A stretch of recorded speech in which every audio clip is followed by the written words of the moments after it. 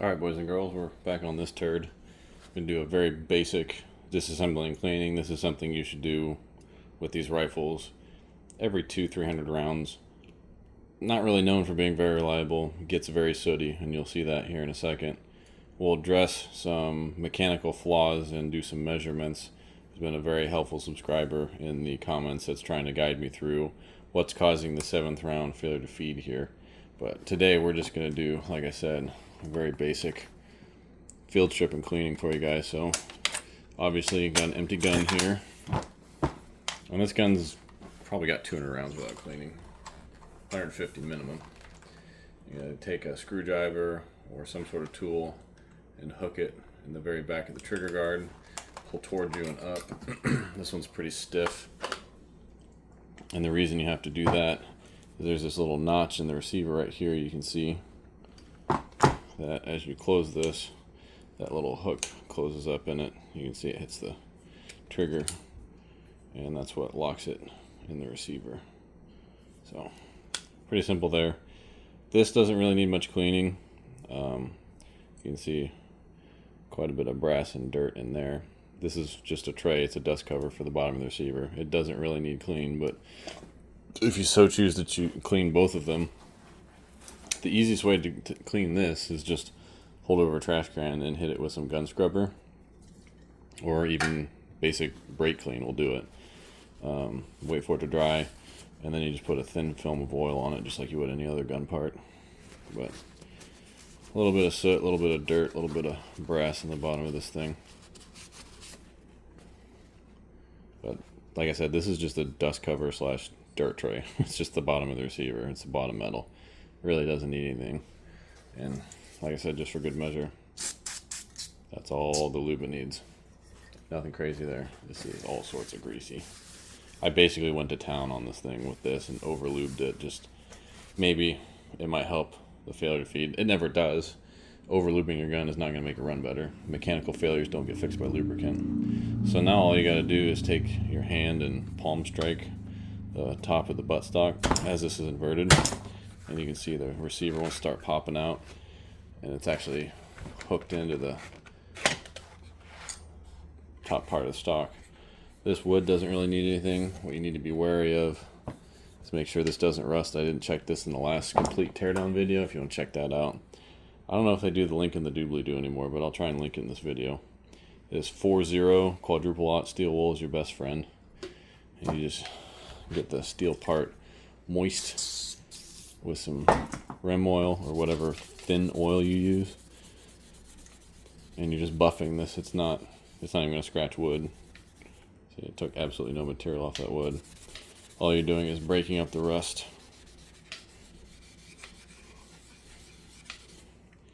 You see some of it on there, some on there, and then you just take your dirty rag and look at all that rust. And as you guys know, I hate the word patina because it just means oily rust. You can see that's what people call patina, a very brown finish. If I take some of this gun scrubber on this rag, this is just a degreaser, essentially. You can see it's no longer a beautiful brown finish. It's just rusty metal. That's all patina is. It's just rusty metal with oil on it. So what you need to do is get rid of the rust so it stops rusting more, eventually cause pitting, which this doesn't really have. It's just got nicks, dings, and scratches in the butt plate. And sometimes if you take these off, there's someone's name in it, so we might as well do that just for fun.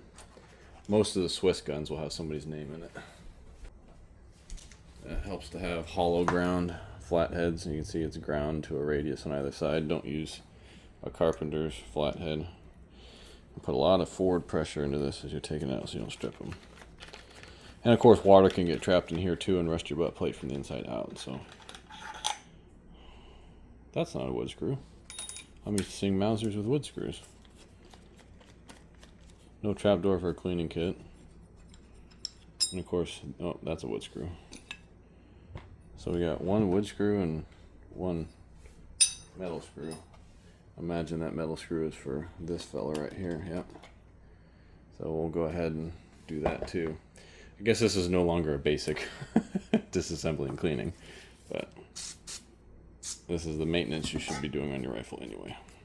So we just knocked off that rust. Now it's bare metal because water gets trapped in wood. You can see the rust. And then we'll do that to the fasteners as well. And just wipe them down so they don't rust anymore. They got some rust on them too. Wood screw doesn't really need it, but I'm going to do it anyway. And I'll go ahead and, yeah, see, look at the rust trapped in the back of here. You can see it was pitting at one time and someone came in here and knocked it all loose. That's what all this bare metal is. So, same thing.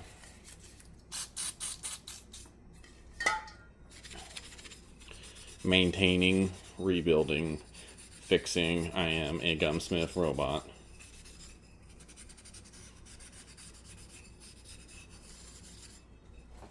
And just remove a lot of rust back there, especially in this radius. Yeah. Glad we did that. Okay. Sling swivel. Shove that thing back in there like that. Put the booty on there, which there is. If it had a trapdoor, you could put a cleaning kit in this hoe. And we'll see if we can get this started. Yeah, it lined right up. Look at that. Get this one flush. And then we'll start this one so the buttstock doesn't get all catty stupid, which helps because this is countersunk, so it snugs up and centers itself. Technology.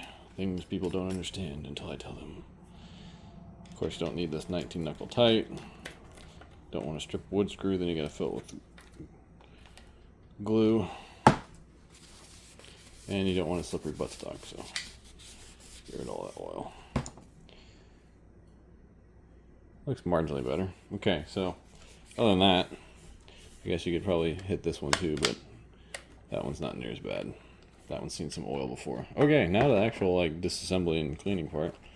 So, oh, my dogs. Dog hair everywhere. So, what we're going to do is that's the only spring in the gun.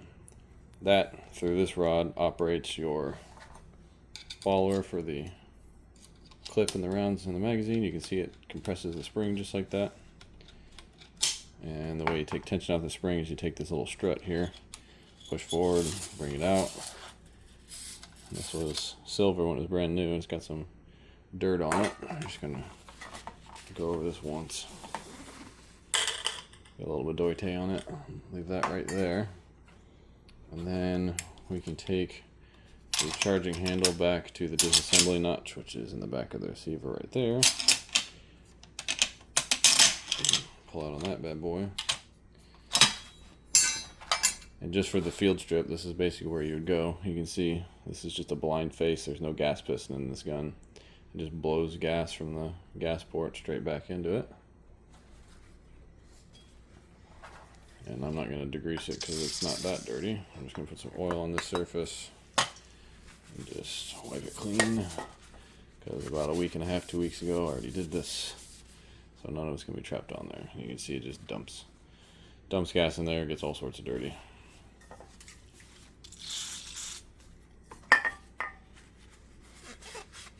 And of course, you don't want a ton of oil on this because it's just going to trap more dirt. So a nice light film is all you need. Definitely don't grease this. It's going to get all sludgy. So plenty of dirt in there from 200 rounds. Well, the same thing with this in the last video. I hit this with quadruple aught steel wool to knock all the rust off of it. So there's your operating rod. There's really no reason to take the rest of this down. You can just wipe this down, but I don't know if this Allen's small enough. Yeah, so this is, I believe this is a 2.5mm Allen. I can knock this axis pin out. And just for your reference, this is what it looks like. Before you take it apart, you can see where the strut attaches there with those two little nubs, and the two little nubs that follow the clip guide or the follower, and whatever they call this thing. It's actually got a little accelerator kicker in there. I don't know why they needed that, but that's an accelerator kicker of some sort. And then this whole thing just lifts out as a packet. But you can wipe down everything with Q-tips and shop rags without taking this apart. This is not necessary. So that all goes in together just like so and line up together. So take this out, pull it out just like that. So there's all your parts just like that. This hooks over the clip latch right here. So that hook actually has to go over that. You can see as I hit the button for the clip release. That's what releases the clip. I'll go grab a clip, show you guys what that is.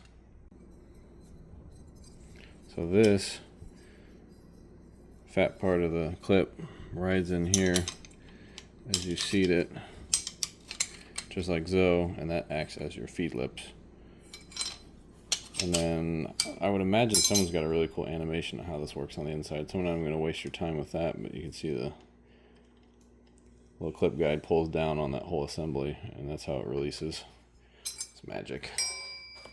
And then our follower came out the top, and it's got a floating center rib there, so that it can actually bias the rounds to either side as they feed up in the double stack formation. Same thing, just add oil, or if this is really gummed up, just take it over a trash can, spray it out with some gun scrubber, and then oil it. But this isn't terribly dirty. It's not dirty at all.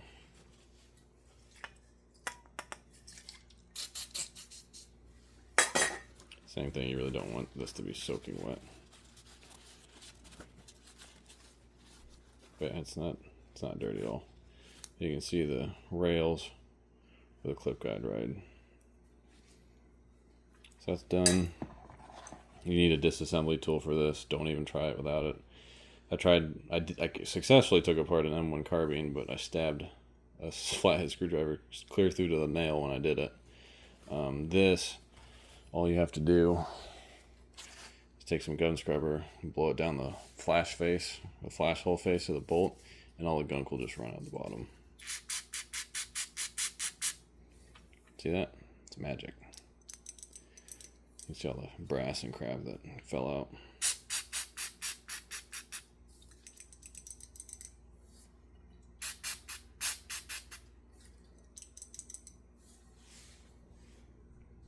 Go and wipe this off. And this thing doesn't really need that much lubricant. That is where the charging handle rides, and this is where it rides in the receiver. These are the only two parts that really need lubricant. You don't want your free-floating firing pin to have lube in it, because it'll just slow it down from the hydraulic buffer action of trying to compress a liquid. So you don't really need to lube this that much. Just a light film over the whole thing. That's all that needs. But you can see 150, 200 rounds, there's brass in it, flowing back into the flash hole face. There's that. And same thing, light film oil.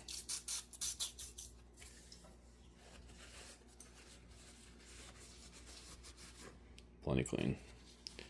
We'll go into the face of the bolt and try and get whatever stuck carbon is in there out of there. And then your ejector is much like an AR-15, it's just sprung. Make sure that's free to move. Your extractor, it's sprung, make sure it's free to move. That's about it. That's where your hammer strikes the firing pin. So that's all done.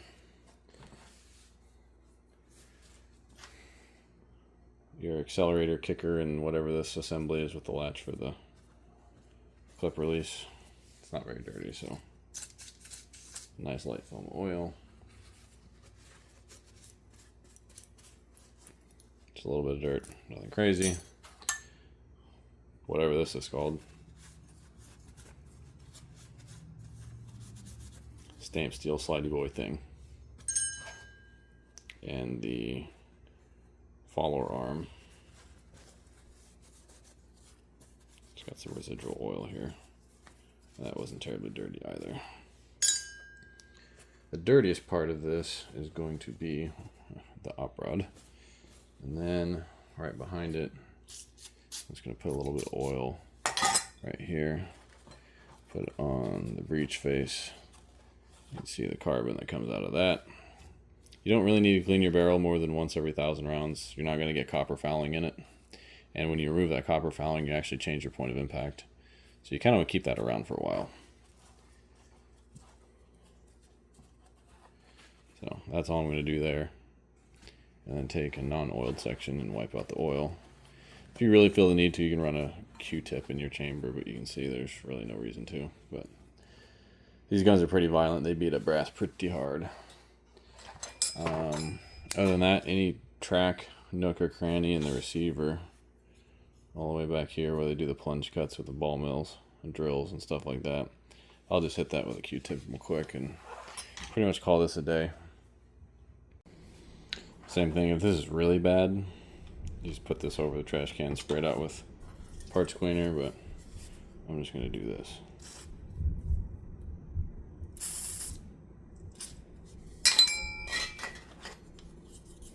Hop rod track, bolt track, follower track, follower track, follower track, follower track.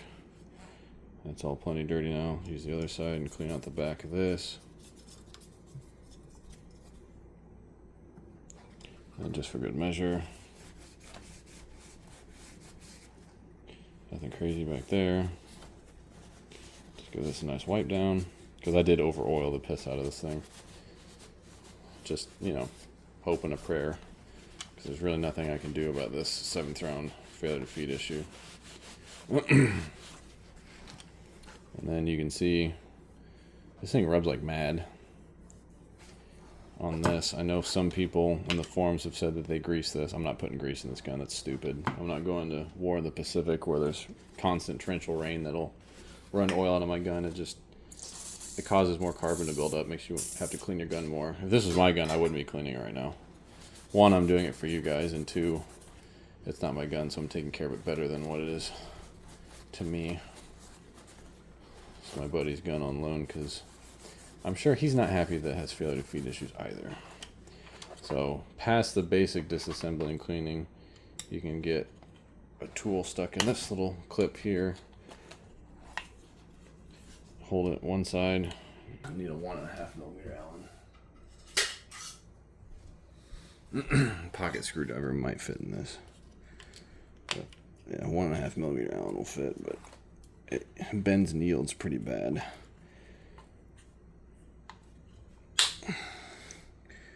Get out of here. That side's out. That side's out, okay. You can see all the gas that just dumps into this thing. Really, really drying this out and making it shrivel up and crack. So let's hydrate it, shall we?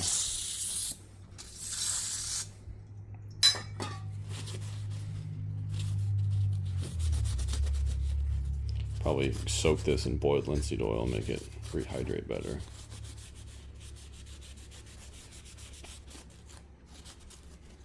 Yeah, look at all that crap. Probably a lot of people cringing. No, don't put petroleum products in wood. It's better than what it is. But yeah, I imagine if you just soak this thing in boiled linseed oil, it'd rehydrate nice and easy. But yeah, that's pretty gnarly. You can see all that wood just begging for hydration. I'll just wipe down the exterior because this is all oily now. And then we need a really, really fat flathead to take apart the gas system. In the last video I said I was going to 3D print a tool for this, but I forgot. Big ass flathead. This wasn't even snug. That's really cool. Gas. And then this was stuck last time because it was so carboned up. This is kind of gritty now. Before it was very gritty.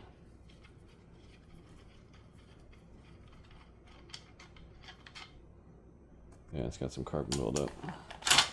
But that would not come off before. You can see there's your gas hole. And that carbon just came right back, didn't it? 150 rounds and it's already all carboned up. Same thing, quadruple steel wool, knock that right off. Second section handguard, same thing. Very, very charred.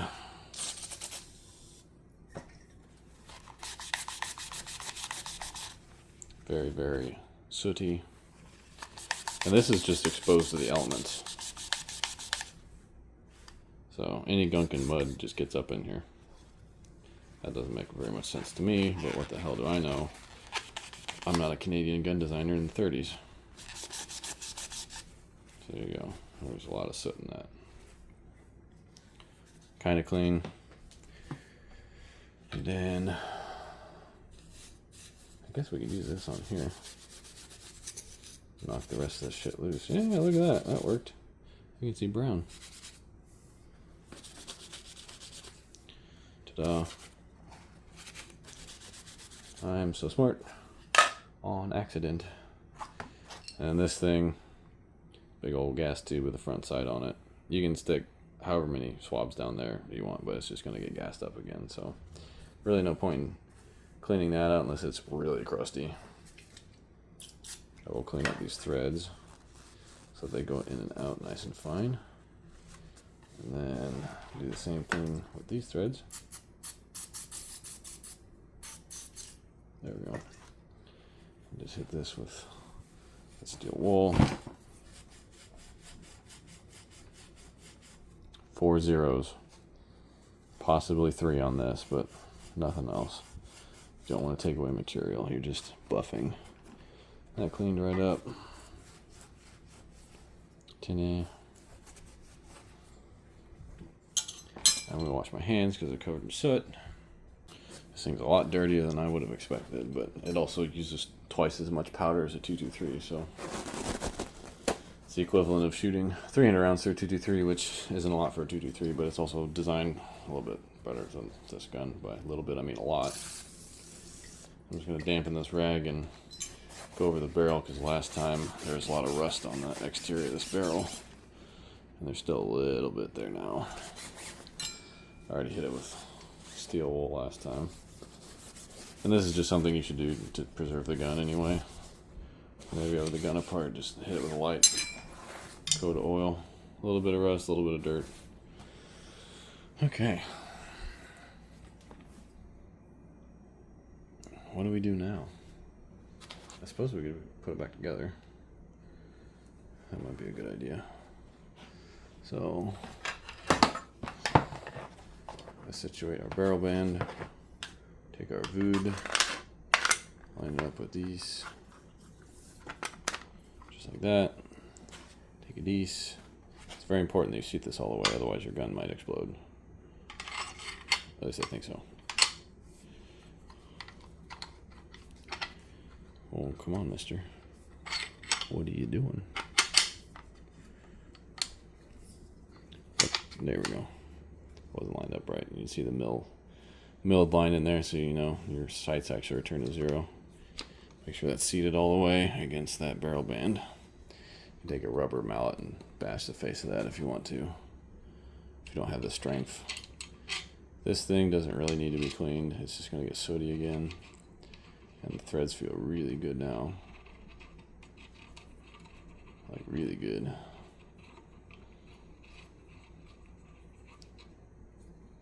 Over snug it. Walk it back. Start this by hand.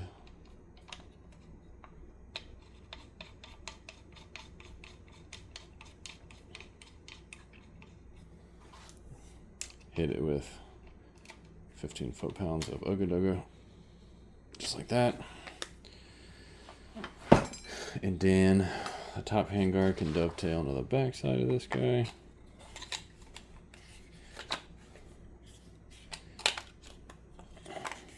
I'm an idiot. The receiver's upside down. LOL, is that how that goes? No? Too busy looking at the camera. Much better. Slam this bad boy in here. Make sure that clips in on both sides. That's good. And then we will take our bolty boy. Put it back in the receiver, which is always a task. Don't know that I'll ever master this. There we go. Lock it in there. Take our operating rod, put it back in its home. Oh, nope, I missed. Put it back in its home, rotate it around, and then we're going to walk the bolt back to its cam groove in the operating handle. Secure that as we push the charging handle into its spot. You can see it has room to accelerate a little bit. And that catches the bolt, unlocks just like that. And then we're just going to put a dab of oil on this bad boy. So we haven't done that yet. And then the almighty stack up of parts. I believe this clicks in like that. Like I said, we got to make sure this hook wraps over our little dangler there, just like that. And this goes in here.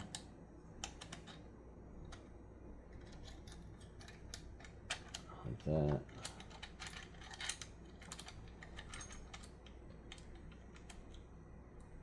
Look, the accelerator's sitting on top of this clip guide thing. I don't know what that is. This goes in here. And then you can see this has a head on it. That head is on the charging handle side.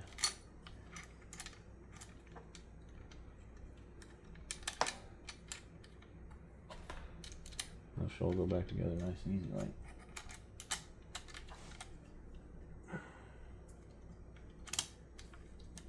Just like that. Ta-da. It was way easier than the first time I did this. And then the follower just kind of goes in these little groovy boys. But I'm pretty sure you can put this in through the top if you really want to.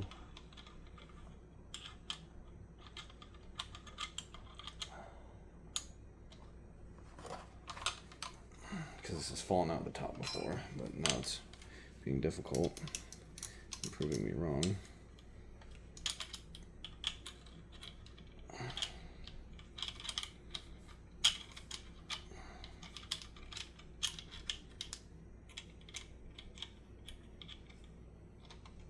There we go.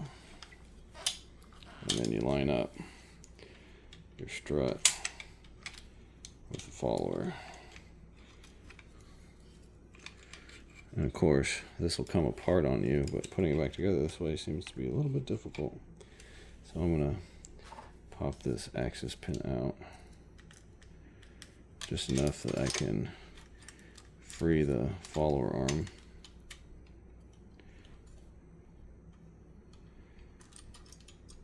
And I'm going to catch the follower and then place this back down where it belongs. Just like that. Ta-da. Again, you can see that moves nice and free, just for the sake of doing so. Nice coat of oil. And before I put the op rod back in, fill the glory hole, throw that in there, and throw that in there so that you can see it is indeed operating the follower in all its grittiness.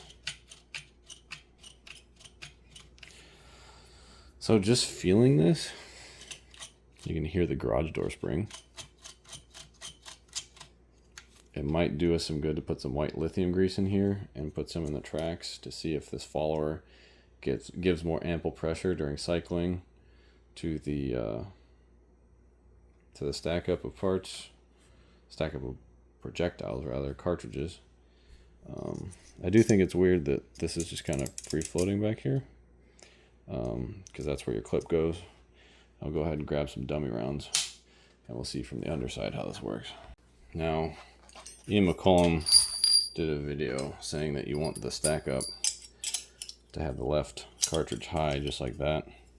But like I said, this gun fails to feed no matter what side that round is on. But we'll do it on the left, just for the sake of argument, what the internet says, because the internet is never wrong. Of course, Ian McCollum's never wrong, despite the fact he's been proven wrong several times. No one's perfect, including me. Let's stack these up.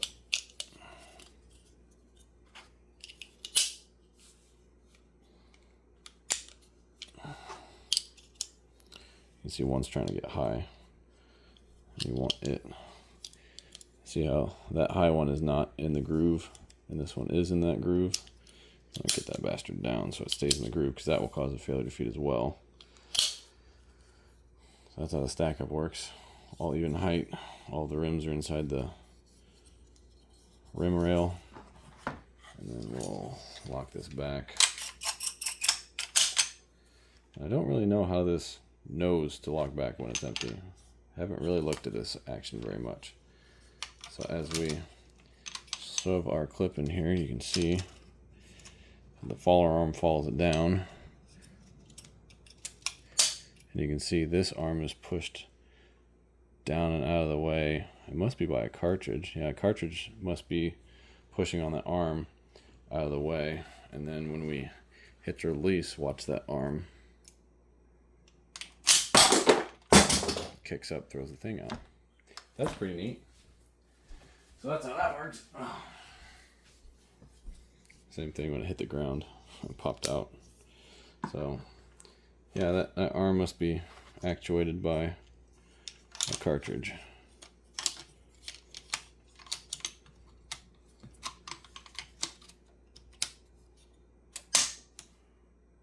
Normally, yeah, the bolt doesn't go home under its own tension. So that's how that stuff works. Again, this is just a stamped piece of steel. I don't really know what it does other than just kind of hang out. Pull the charging handle back. Just like so. And then you watch as we cycle the gun.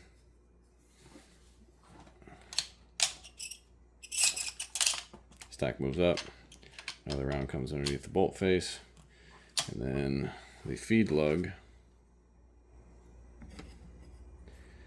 is this little guy. So on this side, this round will hit that feed lug. You see on this side, that round is hitting the right feed lug and being fed into the chamber. And same thing as you cycle a gun. Next round comes up, that round gets ejected. This round gets picked up.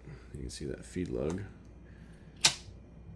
helping the round bias into the chamber. And again, something's not quite right here, because I shouldn't have to push on that to make it go forward. So there's some friction in the system somewhere. Same thing. Round gets kicked out. You see that round is biased, nose up a little bit, but it is feeding properly. And then we'll pull the charging handle back.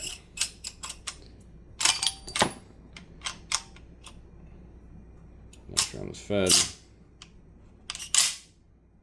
And this is where shit usually goes wrong, is the seventh round. That one fed fine, but it's not under any sort of speed. Oh, here's the seventh round.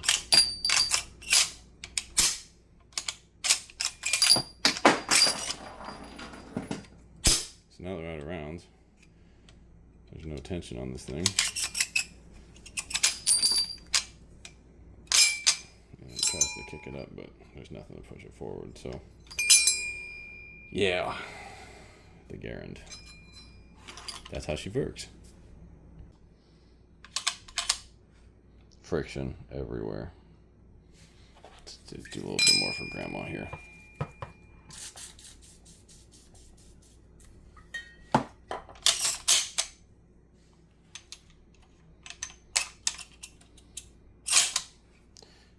Very creaky.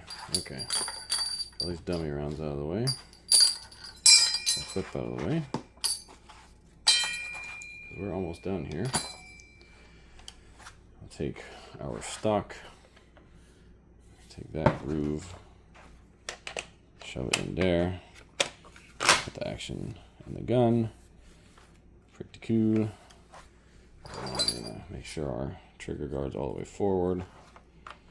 Get this up into this area. Like I said, you can see that lug needs to go forward of the receiver.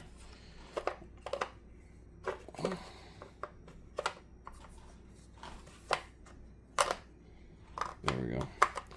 Once again, watch that lug slide just forward of the receiver there. We gotta pull this back. And then this one, like I said, is pretty tight. So I gotta pull back and push down. Just like that. Ta-da! And that is how you properly maintain a Garand. I'll take a clean section of this rag. This stuff is expensive as dog shit, and Midway USA doesn't even carry this anymore. But once you're ready to put this thing back in the safe, just take some of that and waterproof your stock.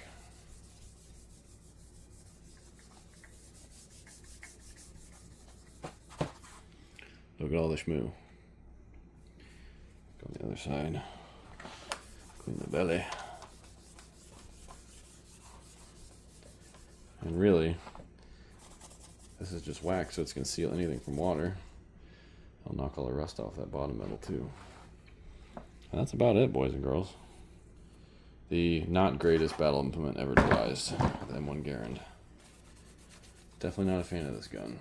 It used to be 50% to 60% of the 7th rounds wouldn't feed. Now it's more like 90%. If you guys struggled through that video of the 7th round failure to feed analysis, I applaud you. It was a giant pain in the ass to make. And I very much do not like this gun because of that failure mode. Never thought I'd take a French rifle over this, but I'll definitely have my Moss 4956 over this turd. And it holds 2 more rounds. Ooh. Take stripper clips and a detachable box magazine if I want to. Ooh. So yeah, a lot of grime in this gun, but there you go. That is how you properly maintain the M1 Garand. Thanks for watching.